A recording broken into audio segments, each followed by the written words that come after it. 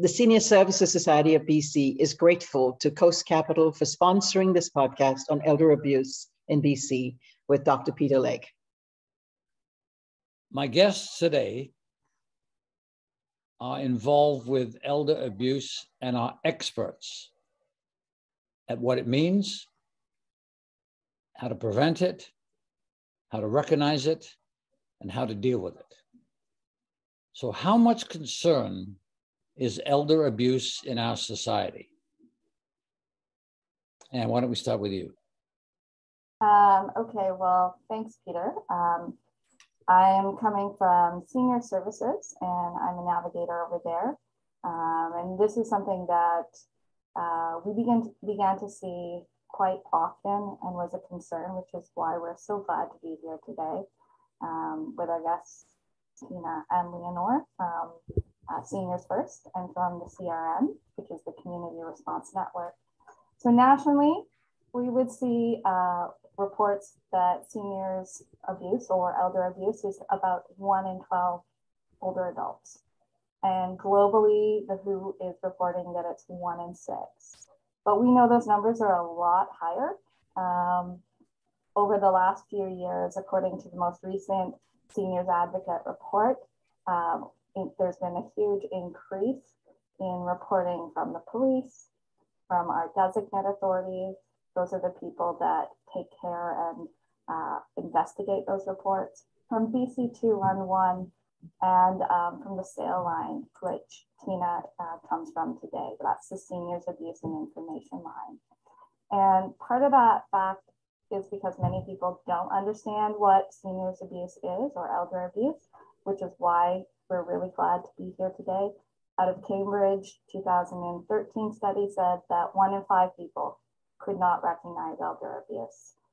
And then out of the Office of Seniors Advocate, a recent study found that 28% of folks in BC witnessed or recognized elder abuse, but less than half of them actually reported that. So those numbers, when I talk about that prevalence, they are much higher.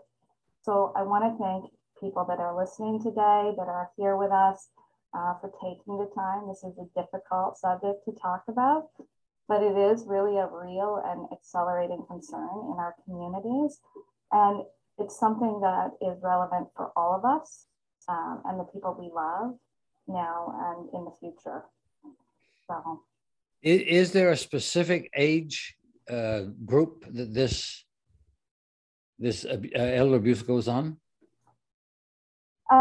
We see the statistics in 55 and up, and there are no specific stats for older adults like 80 plus or younger. The statistics are gathered for that whole range. So Tina, what would your take be on exactly what is elder abuse? Well, thank you, Peter. Elder abuse, like all forms of abuse, is really about the power. So when we think about elder abuse, we need to consider who holds the power and how that is being used. The province tells us that abuse and neglect of older adults means any action or inaction by any person that causes harm or risk of harm to an older person. Of course, this definition is a bit, because it's very comprehensive, it takes a little time to break it down, but basically elder abuse arises out of the context of an existing relationship of trust, a relationship where there is that element of reliance or dependency, or perhaps someone within the circle of closeness. When there is an imbalance of power, when someone uses their power or influence to take advantage of or control the older adult, that is elder abuse. So essentially, elder abuse is about how power is used or withheld and the harm that it affects. When we want to identify and visualize elder abuse, it's really helpful to break that definition down into pieces. So it's important to consider the forms of abuse that creates harm. Leonore is with us today from the Seniors Services Society, and she's an expert in providing education in this area. So I'll pass it over to her to talk more about this. Okay, Elna? Thank you, Peter. Thank you, Tina. I'll just touch upon, there are a number of types of elder abuse. I'll touch upon a few today, probably the most prevalent. And first, physical abuse. And physical abuse is any act of violence or rough treatment causing injury or physical discomfort. And it can range from slapping to severe beating. Things like pushing, tripping, pinching somebody. Physical abuse also includes inappropriate medication or physical restraints, and it's really physical punishment of any kind. We have sexual abuse, and sexual abuse consists of a wide spectrum of behaviors, including any sexual behavior directed towards a person without that person's full knowledge or consent. This includes sexual assault, sexual harassment, unwanted touching, and even use of unwanted pornography. Emotional abuse, this is distress or harm that's created through either verbal or nonverbal acts, including confinement or isolation. It's verbal assault, humiliation, intimidation, insulting someone continuously, excluding an older adult from decision-making when they're totally capable, or treating them like a child. It's really diminishing their sense of dignity or worth as a person. And if I may, I'd like to give a small example. Okay. I had a call a couple of weeks ago from a gentleman, and he's in his early 60s. He's on disability. He lives with his sister, who is in her 70s. And they've been living together for a number of years. She owns her own property and a number of other properties, so she's well off. He is not. She's not his caregiver. He's totally capable of living on his own, but he financially cannot afford to live the way he is living now if he's sharing his sister's accommodation. And he called because he wants to move. And it's the constant beratement from his sister, the insults that constantly from her. She's constantly putting him down, to the point where he said, I would rather move and live in a shelter than stay here. And what's interesting is she doesn't necessarily want him to move. She's not kicking him out, but she is using that constantly to remind him that she's the one in control, that she's the one that's paying for everything.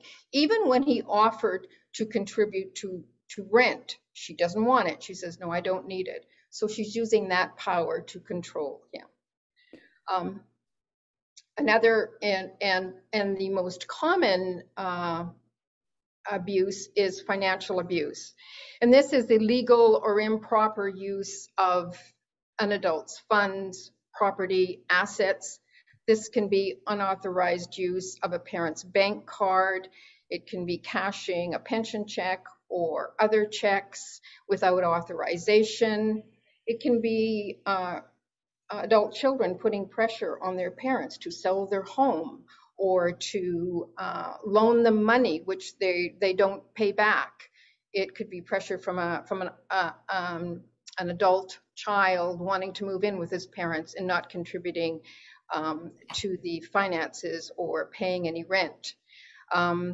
Financial abuse, as I said, is the most common type of abuse, and it also is seen in combination with other types of abuse, such as emotional abuse, and typically committed by a family member or a close friend. Another type of financial abuse, of course, is the scams, the internet scams, the telephone scams, and older adults are very vulnerable to this, and they're definitely targeted because they're more trusting. And Anne was saying that the ages, it begins at 55 and up. So are you suggesting that this perhaps happens to people that are 55? That would seem to me in the majority, they should be able to take care of themselves, but aren't. Depends on the situation. It depends on their circumstances. You can have people, and Anne may be better, or Tina to answer this, but people who, for instance, are on disability and can't afford to sort of live on their own and take care of themselves totally. Okay. I step in here? Financial abuse is actually the one type of abuse that is the most common in our province. And it's because family and money, and it's often like 68% of abuse happens and is perpetrated by family members. And so when we're talking about those sorts of relationships, they're complex. People want to avoid ruptures in relationships. So they do things that they're not comfortable with to avoid losing the relationship with their child, with their grandchildren, to avoid those situations. And we see this often in a very gendered way at senior services. A lot of older adult women step into a role where they're providing to help their children get into housing, get into business, taking care of children. So they'll sell their house, move in, and provide caregiving services for their children. And they think this will be an equitable or supportive relationship. And then unfortunately, they end up being the person taken for a ride in this scenario. And it has nothing to do with incapacity, unfortunately. So what other financial abuses do go on? Anyone could answer that. And I think one of the pieces to what Anne said, in terms of financial abuse, we also have to keep in mind that oftentimes, occasionally, sometimes, person with the authority to act as a power of attorney may not understand their duties and responsibilities as a power of attorney. And therefore, they may do things that are unintentionally something that they're not supposed to. And we also have to keep that in mind as well when it comes to financial abuse situations. And I'll hand over that question to Leonore, and who may perhaps be able to answer that.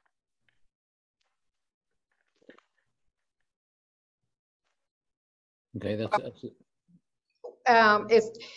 what's interesting is we do get at senior services, because I do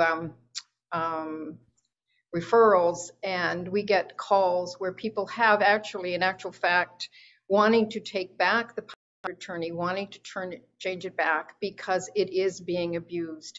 So we do get a number of calls like that where they're seeking advice or direction, because that is exactly what's happening. Can that happen? Is that easy for that person to undertake that and get that to happen? Tina could better answer that if they want to reverse their power of attorney. Yes. Yes, so we do actually get a lot of, when it comes to financial abuse, on our seniors abuse and information line, we do get calls where older adults express that they are financially abused by the person who has the power of attorney. In such case, if they have capacity, we do encourage them to connect with a legal counsel for further advice on how they can proceed and what their legal options are. If they do not have capacity, or they're not able to reach out to services on their own, we do direct those type of inquiries to the public guardian and trustee, where they are able to respond to abuse of financial and legal affairs. So how broadly does this happen in this province? Are you asking about financial abuse or elder abuse? Both, because I'm presuming the elders are the ones that get the abuse, if it's financial or otherwise, most of the time.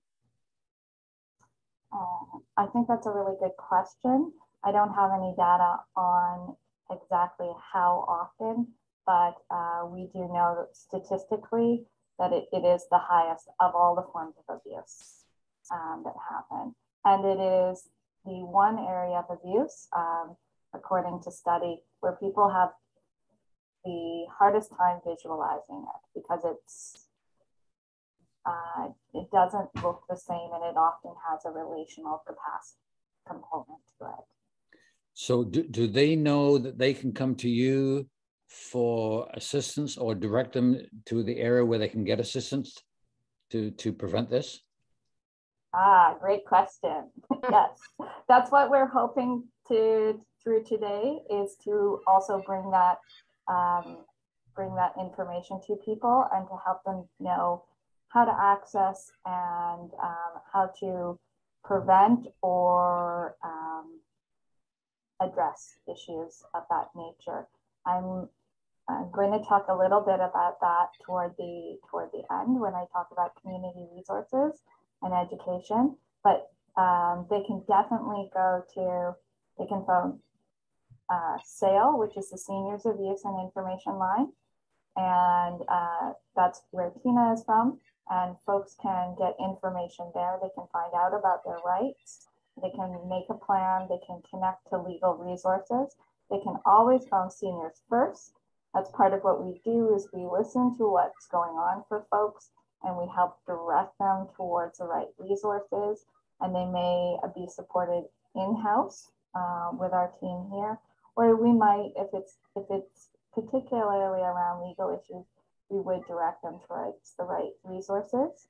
If it's not us too, there are a number of older adult resources and community services which can connect you to programs, and we'll always be able to tell you about SAIL because it's a provincial program. We'll be able to tell you about our organization. And then there's always BC 211, because that's like a telephone book of information on resources. And if you phone, if an older adult or anyone experiencing abuse finds himself in that situation, if you've dialed 211, they will give you numbers to call. And who do you ask for? If I'm in this situation, I know to dial 211. Who do I specifically ask for? Or does it take me directly to one of the individuals? Yeah, you would speak with an attendant, and you would tell them what community you're in and what services you're looking for, and they will give you numbers. Now, I would like to recommend SAIL and Seniors First, just because we do have personal knowledge and information, and we work intimately in this area. And 211, while it's great, they're going to offer you a telephone number to call, but it is a broad-based number that you can get a hold of, and you will always end up being able to get a hold of someone after that. So your recommendation would be that if someone's in one of these situations, that they come directly to you, and then you would direct them to the specific service that they need. Is that correct? Yeah, well, Leonore, so Leonore is the information and referral expert here. So can you explain how that works? And then maybe Tina, you can explain what a call to SAIL looks like for folks. Sure. So calls we get, and it's, as I say, it's a wide spectrum of different calls for different reasons. But when it comes to abuse, I think one of the most important things and why they call us is because, first of all, you listen. I think that's really, really important. You're listening to them. You're hearing what they say. It's probably the first time that they've actually had an opportunity to talk or have been willing to talk about what is going on. And giving them that comfort that you are going to refer them to somebody that can actually help them. In many cases, it might take a little while before they are even ready to admit it or ready to actually seek some kind of advice.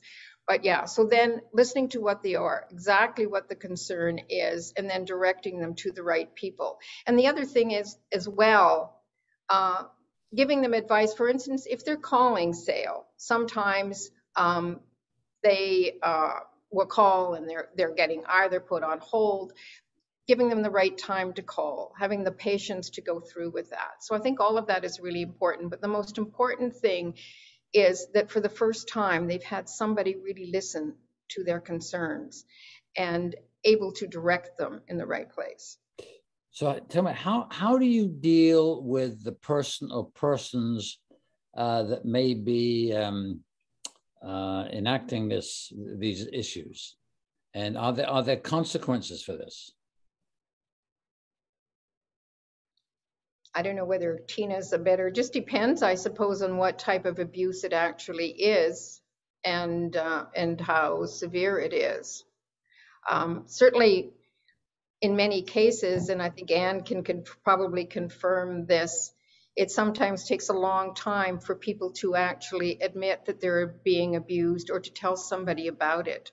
They're afraid, they're ashamed, they're concerned, as Anne mentioned, that they might lose connection with their family, be cut off in that way.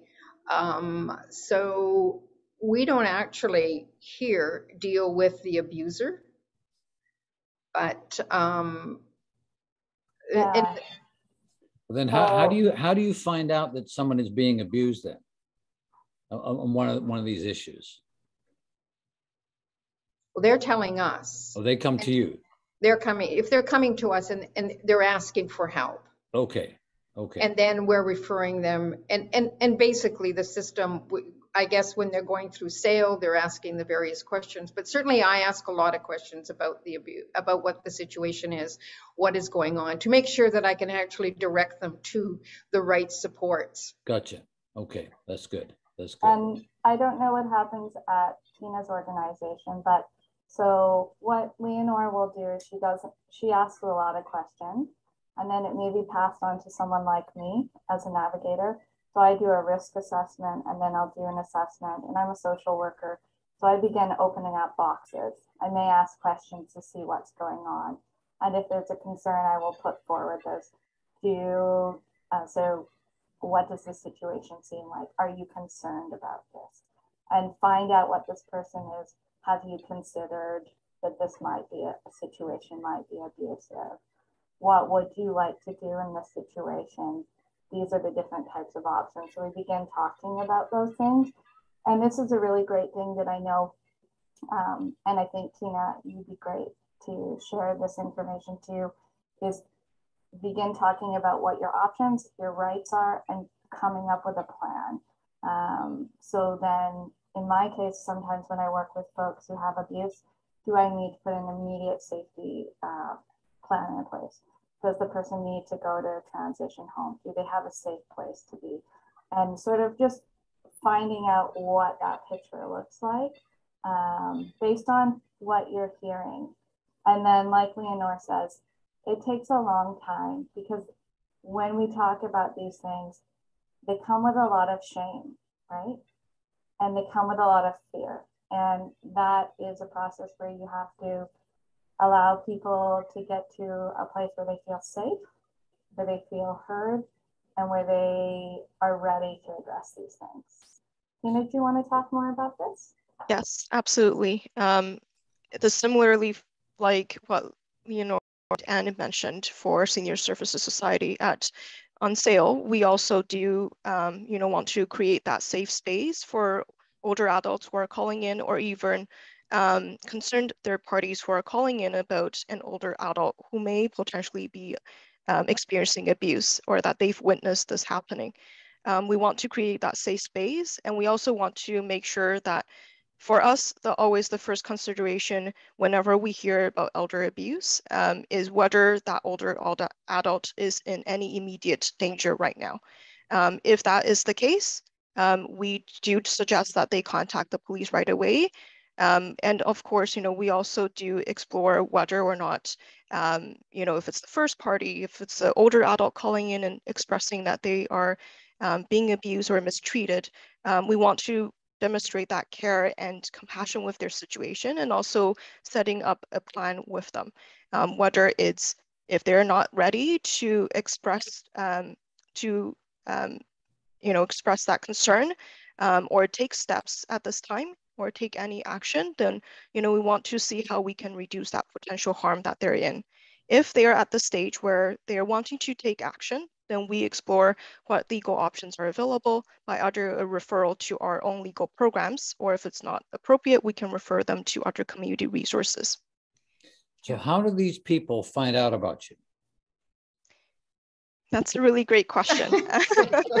Definitely through, education and workshop for sure, and also word of mouth on our end. I'm not sure about Anne and Leonore's on their end, but on our end, definitely word of mouth, and also especially just the general public, right? It's important for them to also, first of all, be able to recognize elder abuse and that this is elder abuse. And then secondly, understanding where they can contact to express that concern. And then, of course, then we can direct, us as professionals can direct them to the appropriate places if needed be. So do you cover the entire province? For us, yes. Or Theo Line covers the entire province. Okay, and how many people do you think fit into this category in this province? Are you referring to the number of people? Number of people who are being abused? Yeah.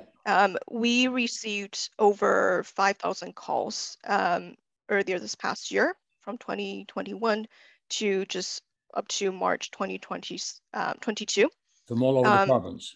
Yes, all over the province. And of that amount of calls, I believe it was about over 2,000 calls who are calling in about elder abuse. So it could either be the older adult themselves calling in, or it could be the third party, like an affected friend or family member that's witnessing this and calling in. So is there anything we citizens who are not being abused can do to help prevent elder abuse? How can we be your ears and eyes on this?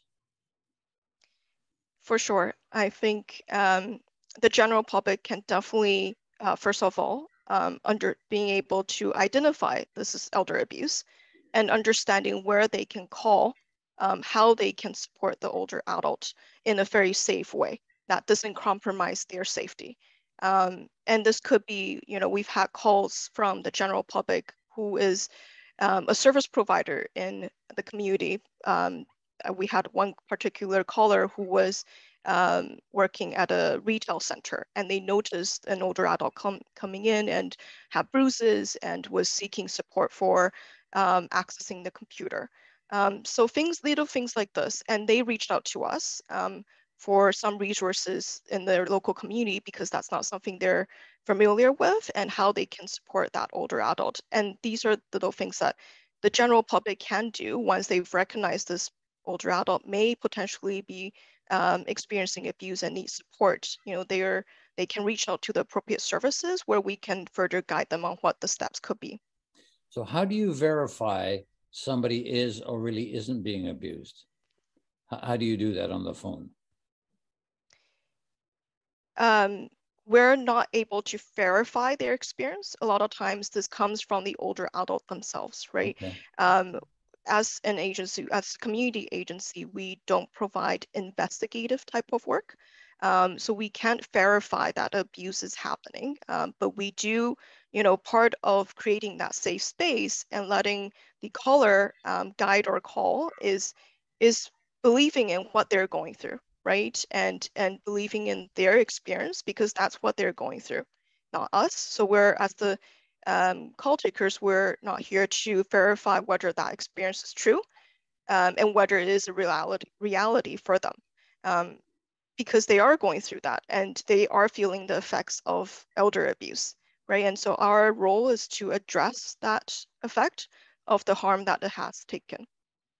So what can we do as citizens to help you? What would you recommend we should be looking for, or we stumble on it, and what should our next move be? Can I answer this one? Yep. Okay. So first thing, Peter, you're helping in the conversation today, this podcast. If you're watching this podcast, share it with someone. Have a conversation about what you learned today.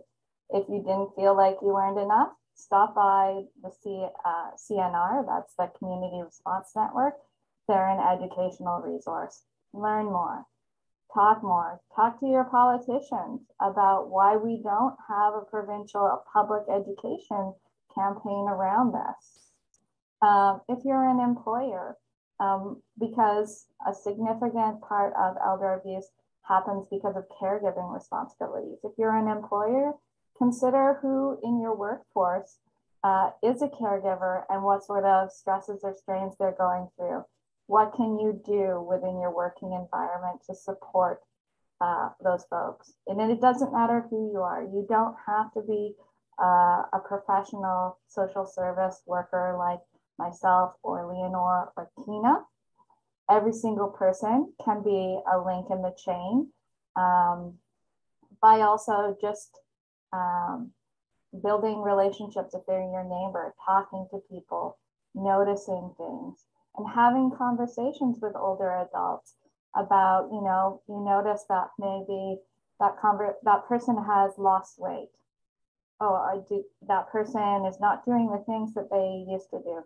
What's happening in someone's life, and just finding out and then passing on the information, pass on the sale number, pass on BC 211, pass on senior services number, and be that connecting part in our community, because this is something that all of us are going to be affected by. We are a rapidly increasing older adult population, and so we want to create a world that's going to be the best place for all of us, because if it's not affecting you now, it may affect you in the future. The key number I think I hear you saying is know to dial 211. Is that correct?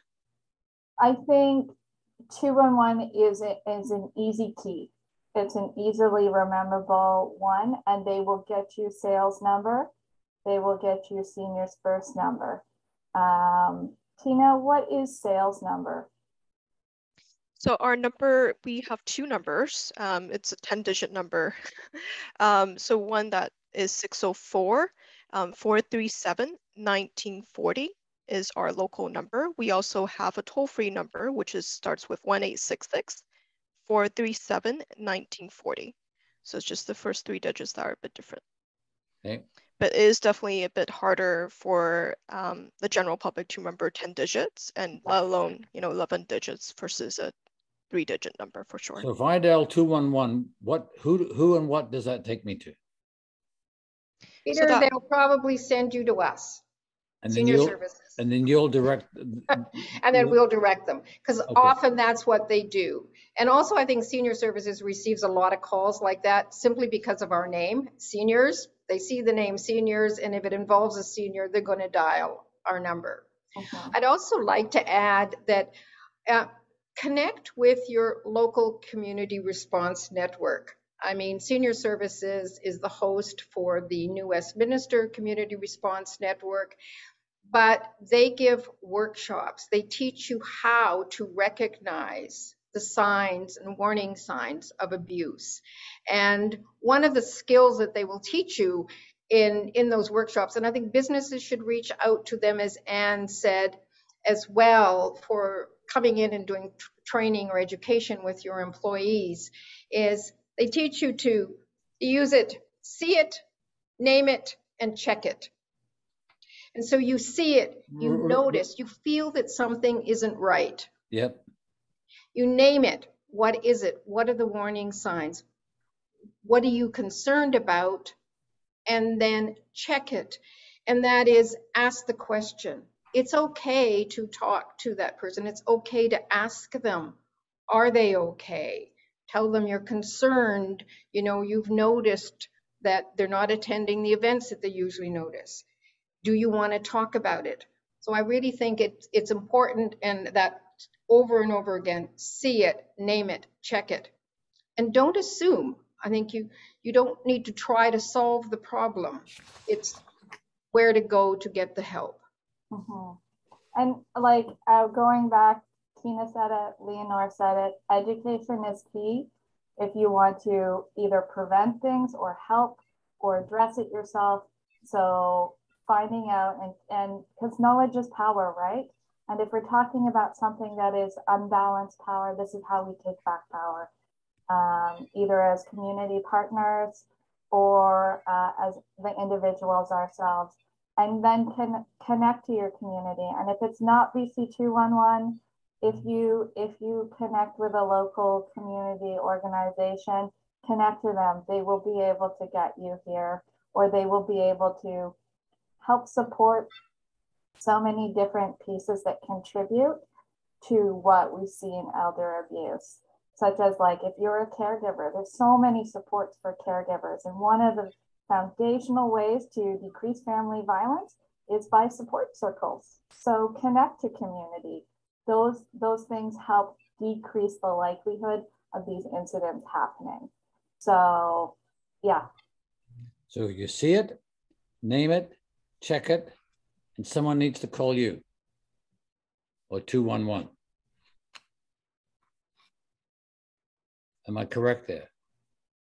Yep, I guess. Ladies, this has been, it's been long, but it's been too short really, because there's a lot more information that you've got, but I really do appreciate your time.